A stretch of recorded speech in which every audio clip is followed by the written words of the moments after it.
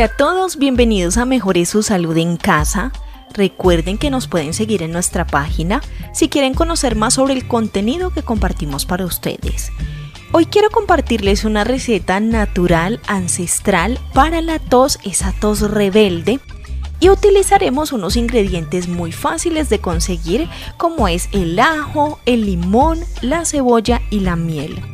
Antes quiero hablarles un poco del ajo, un ingrediente principal en esta receta, ya que entre sus propiedades nos ofrece beneficios antibióticos y antivirales, lo que hacen un tratamiento maravilloso para la tos y el resfriado, reduciendo la gravedad de las infecciones respiratorias como el asma y la bronquitis crónica.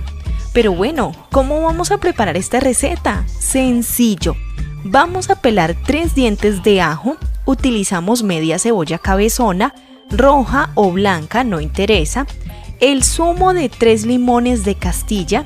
Primero extraemos el zumo de los limones, no vayan a botar las cáscaras porque las vamos a utilizar.